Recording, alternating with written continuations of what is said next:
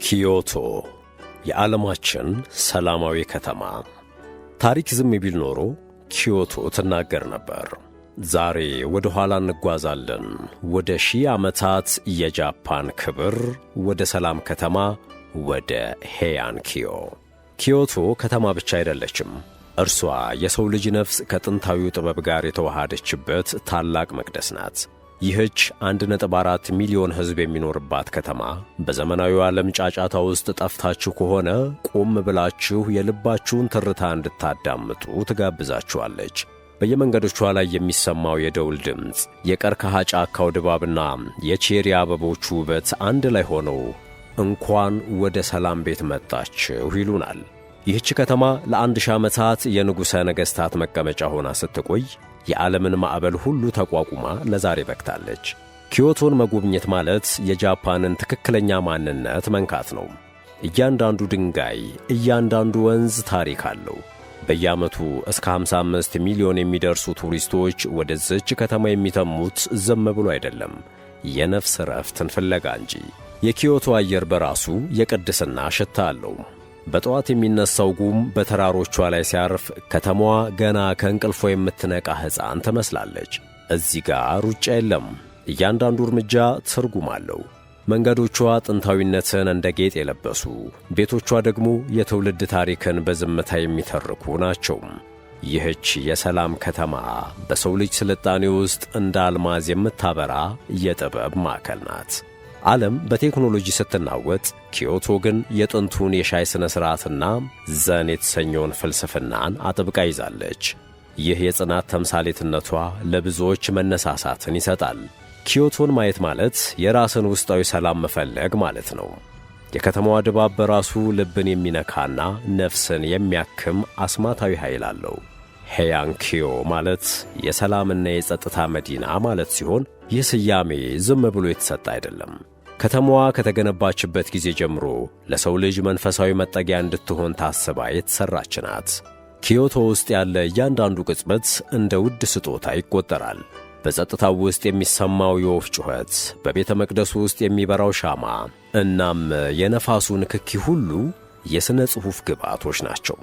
አክብሮታዊ ሰላምታችን በያላችሁበት ይድረሳችሁ ውድ የቻናላችን ተከታታዮች። በዚህ ዝግጅት የጃፓኗን ሰላማዊ ከተማ ኪዮቶን ታሪክ እንመረምራለን። እስከ ዝግጅታችን ፍጻሜ ድረስ አብራችሁን ቆዩ።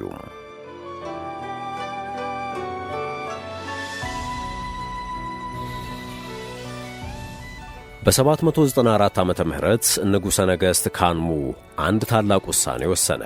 ዋና ከተማዋንም ወደ ኪዮቶ አዛወረ። ከተማዋ የተገነባችው ዝም ብሎ አይደለም። በፉንግሹይ ጥበብና ከኮከቦች ጋር በተጣጣመ ስሌት ነበር። ተራራዎች በስተ ሰሜን፣ ወንዞች በምሥራቅና በምዕራብ ሆነው ከተማዋን እንደ እናት ይታቀፏታል። ይህ መለኮታዊ አቀማመጥ ኪዮቶን ከክፉ መንፈስና ከተፈጥሮ አደጋ ይጠብቃታል ተብሎ ይታመን ነበር። ኪዮቶ የተገነባችው የቻይናዋን ጥንታዊ ከተማ ቻንግአን በማስመሰል ቢሆንም የጃፓን ነፍስ ተጨምሮባት የተለየ ውበትን ያዘች። እያንዳንዱ ጎዳና፣ እያንዳንዱ መገናኛ በጥንቃቄ ተሰልቶ የተገነባ ነው። ይህ መሠረት ከተማዋን ለዘመናት የፖለቲካ፣ የባህልና የመንፈሳዊነት ማዕከል እንድትሆን አድርጓታል። ኪዮቶ ሲመሠረት የነበረው ራዕይ ለዘላለም የሚቆይ ሰላም ነበረ። ያ ራዕይ ዛሬም ድረስ በከተማዋ ደም ውስጥ ይፈሳል። የከተማዋ መሥራቾች ለተፈጥሮ ትልቅ ቦታ ሰጥተው ነበር ከተማዋን የገነቡት። ተፈጥሮን አሸንፈው ሳይሆን ከተፈጥሮ ጋር ተስማምተው። በከተማዋ መሃል የሚገኘው የንጉሠ ነገሥቱ ቤተ መንግሥት እንደ ልብ ሆኖ ያገለግላል። በዙሪያ ያሉ ቤተ መቅደሶች ደግሞ እንደ ነፍስ ናቸው። ይህ የተቀናጀ አመሰራረት ኪዮቶን ከሌሎች ከተሞች ሁሉ የተለየችና የተከበረች ያደርጋታል። አመሰራረቷ የጥበብና የእምነት ውህደት ነው። እያንዳንዱ የከተማዋ ክፍል ከአራቱ መለኮታዊ ጠባቂዎች ጋር የተያያዘ ነው። ሰማያዊው ዘንዶ በምሥራቅ፣ ነጩ ነብር በምዕራብ፣ ቀዩ ወፍ በደቡብና ጥቁሩ ኤሊ በሰሜን ከተማዋን ይጠብቃሉ። ይህ አፈ ታሪካዊ አመሰራረት ዛሬም ድረስ በነዋሪዎቿ ዘንድ ትልቅ ክብር ይሰጠዋል። በዚያ ጥንታዊ ዘመን ኪዮቶን መገንባት ትልቅ ትጋትን ይጠይቅ ነበር። በሺዎች የሚቆጠሩ ሠራተኞችና ባለሙያዎች ከሩቅ ቦታዎች ተሰባስበው ይህንን የጥበብ ከተማ ፈጠሩ። ከእንጨት የተሠሩት ቤቶቿና መቅደሶቿ የሰው ልጅ ከምድር ሀብት እንዴት ድንቅ ሥራ እንደሚሠራ ያሳያሉ። ይህ አመሰራረት ለኪዮቶ ጽናት የመጀመሪያው ምዕራፍ ነበር። ዛሬም ድረስ የኪዮቶን ካርታ ስንመለከት ያንን ጥንታዊ አቀማመጥ ማየት እንችላለን። መንገዶቿ እንደ ቼስ ሰሌዳ የተሰደሩና ግልጽ ናቸው። የስልታዊ አመሰራረት ከተማዋ ለሺህ ዓመታት እንድታድግና እንድትሰፋም ምቹ ሁኔታን ፈጥሯል። ኪዮቶ የተመሠረተችው ለጊዜያዊ ጥቅም ሳይሆን ለዘላለማዊ የታሪክ ምስክርነት ነው። ኪዮቶን ለማጥፋት ብዙዎች ሞክረዋል። በ15ኛው ክፍለ ዘመን የነበረው የኦኒን ጦርነት ከተማዋን ወደ አመድነት ቀይሯት ነበረ። ደም በየጎዳናው ፈሷል። ቤተ መቅደሶች ተቃጥለዋል። የሺህ ዓመቱ ጥበብ ሊጠፋ ጫፍ ደርሶ ነበር። ነገር ግን የኪዮቶ ነዋሪዎች ፈጽሞ አንሸነፍም አሉ። ከተማዋ እንደ ፊኒክስ ወፍ ከአመድ ላይ ተነሳች። በበለጠ ውበት፣ በበለጠ ጥንካሬና በበለጠ ጥበብ ዳግም ተገነባች። በሁለተኛው የዓለም ጦርነት ወቅት ደግሞ ኪዮቶ ሌላ ተአምር አየች። የአሜሪካ ጦር ከተማዋን ለአቶሚክ ቦምብ ኢላማነት መርጧት ነበር። ነገር ግን የከተማዋ ታላቅ የባህል ሀብትና ውበት የነካቸው ከፍተኛ ባለሥልጣናት ይህች ከተማ መጥፋት የለባትም በማለት ከዝርዝሩ ሰረዟት። ይህ ጽናትና ጥበቃ ኪዮቶን ለዛሬው ትውልድ ያቆየ ድንቅ የታሪክ ምዕራፍ ነው። ዛሬ የምናያት ኪዮቶ የሺህ ዓመታት ትግልና የድል ውጤት ናት።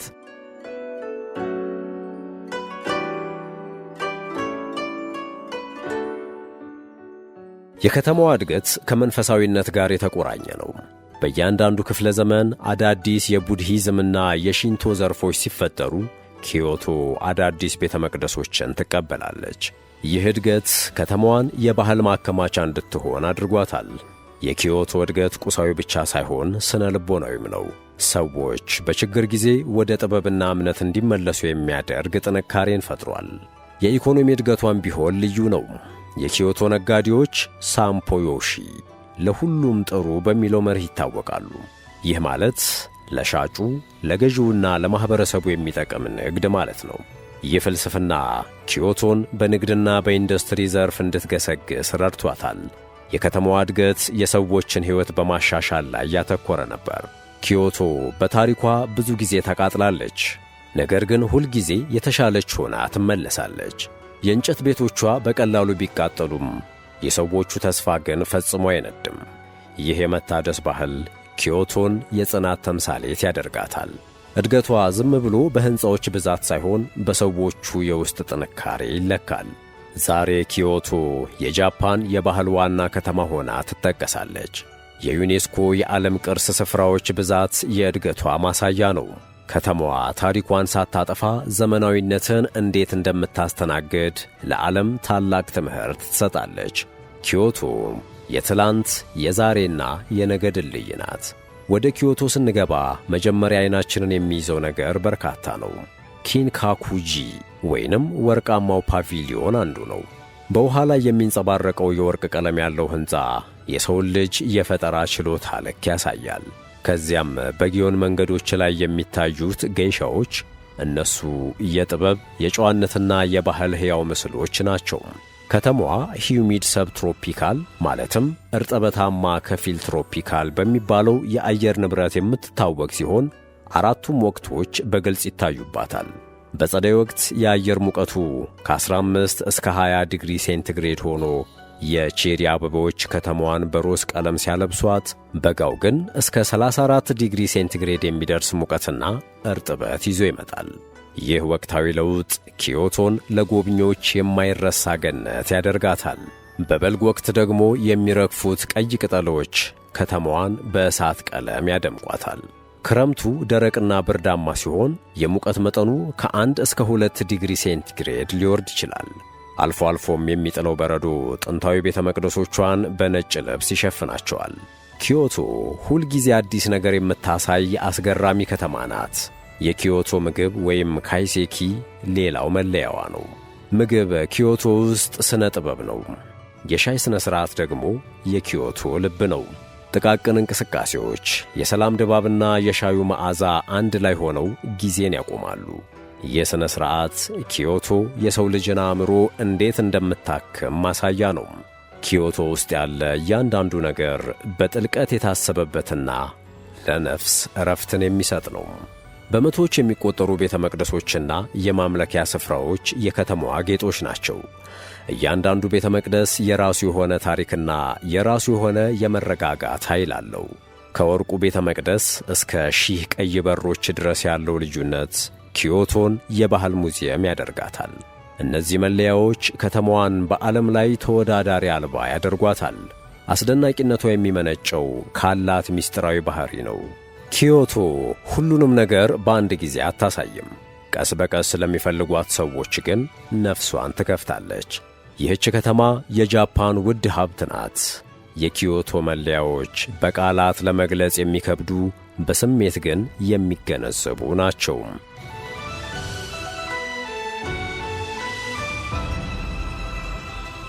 ኪዮቶ ውስጥ መኖር ማለት በቅጽበት ውስጥ መኖር ማለት ነው። የከተማዋ ነዋሪዎች ዘን የተባለውን ፍልስፍና በሕይወታቸው ይለማመዱታል። ኪዮቶ የጥንት ከተማ ብትሆንም የዘመናዊ ቴክኖሎጂ መፍለቂያም ናት። የዓለም አቀፉ የቪዲዮ ጌም ኩባንያ ኒንቴንዶ ዋና መሥሪያ ቤቱን እዚህ አድርጓል።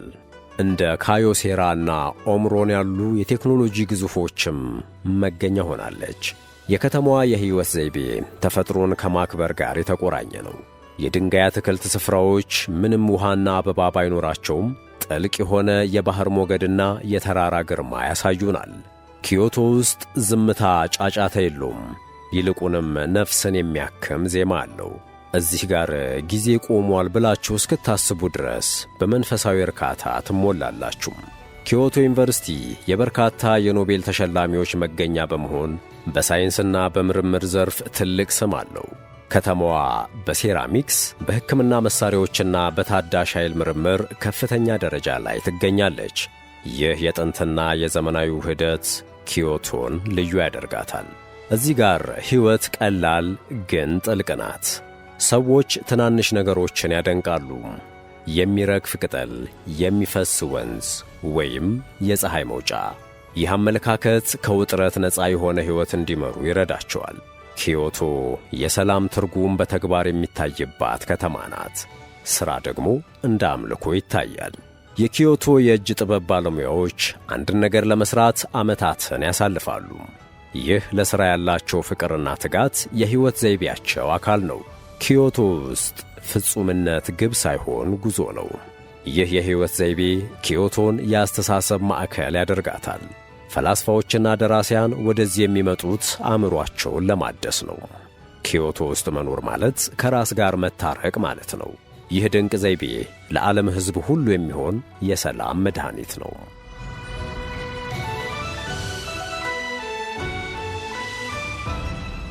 አሁን ወደ ኪዮቶ ምርጥ መዳረሻዎች እንሄዳለን። በአሁኑ ጊዜ ኪዮቶ ጥንታዊነትን ከቴክኖሎጂ ጋር በማቀናጀት በቲም ላብ ዲጂታል ጥበብ ኤግዚቢሽኖች ጎብኚዎችን ታስደምማለች። በአራሺያማ የቀርከሃ ጫካ ውስጥ መጓዝ፣ ወደ ሰማይ የደረሱት ዛፎች ሲወዛወዙ የሚፈጥሩት ድምፅ ከዚህ ዓለም ውጭ ያለ ስሜት ይሰጠናል። ከዚያም ፉሺሚናሪ በሚባሉት በሺዎች የሚቆጠሩ ቀይ በሮች መካከል ስትጓዙ የታሪክና የእምነት መንገድ ላይ እንዳላችሁ ይሰማችኋል። ጥማታችሁን ለመቁረጥ ደግሞ ኒሺኪ ማርኬት መሄድ አለባችሁ። የኪዮቶ ማዕድ ቤት የሚባለው ይህ ገበያ በሺዎች የሚቆጠሩ ጣፋጭና ባህላዊ ምግቦች መገኛ ነው። ኪዮሚዙ ዴራ ቤተ መቅደስ ደግሞ ከተራራ ጫፍ ላይ ሆኖ ከተማዋን ቁልቁል ለማየት ያስችላል። ይህ ስፍራ ያለምንም ሚስማር ከእንጨት ብቻ የተገነባ መሆኑ የጃፓንን የሕንፃ ጥበብ ልዕልና ያሳያል። እዚያ ሆኖ የፀሐይ መጥለቅን ማየት በሕይወት ውስጥ አንዴ የሚገኝ ዕድል ነው። ጊዮን መንደር ደግሞ ወደ ኋላ ዘመን የሚመልሰን የታሪክ መድረክ። ጥንታዊ መንገዶች፣ በወረቀት መብራት የደመቁ ቤቶችና የገይሻዎቹ ውበት ይህንን ቦታ ልዩ ያደርገዋል። እዚህ ጋር በእግር መጓዝ ብቻውን ትልቅ ደስታ ነው። ጊዮን የኪዮቶን ሌሊት በውበት ያደምቃል። የፈላስፋው መንገድ ደግሞ በቼሪ ዛፎች የታጀበ ጸጥተኛ መንገድ ነው። እዚህ ጋር መጓዝ አእምሮን ለማረጋጋትና አዳዲስ ሐሳቦችን ለማመንጨት ይረዳል። ኪዮቶ ውስጥ መዳረሻ ማለት ቦታ ብቻ አይደለም፣ የስሜት ለውጥም ጭምር ነው። ሳንጁ ሳንገንዶ ውስጥ ያሉት 1001 የወርቅ ሐውልቶችም የሰው ልጅን የእምነት ጥልቀት ያሳያሉ። እነዚህ ሁሉ መዳረሻዎች ኪዮቶን በዓለም ላይ ተመራጭ የቱሪስት መዳረሻ ያደርጓታል። እያንዳንዱ ቦታ የራሱ የሆነ ትርክትና የራሱ የሆነ አስማት አለው። ኪዮቶ የደራሲያንና የገጣሚዎች መፍለቂያ ናት። በዓለም የመጀመሪያው ልብ ወለድ ዘ ቴል ኦፍ ገንጂ የተወለደው እዚህ ነው። ከተማዋ በራሷ ግጥም ናት። እያንዳንዱ ሃይኩ የተሰኘ ግጥም የኪዮቶን የቅጽበት ውበት ይገልጻል። ደራሲያን በኪዮቶ ጸጥታ ውስጥ የማያልቅ ተመስጦ ያገኛሉ። የከተማዋ ሥነ ጽሑፋዊ ውበት በመጽሐፍት ገጾች ብቻ የተገደበ አይደለም፣ በሰዎች ንግግርና ትሕትና ውስጥም ይገኛል። ኪዮቶ ውስጥ የሚደረግ እያንዳንዱ ውይይት የቆየ ባህልንና ጥልቅ ስሜትን ያንጸባርቃል።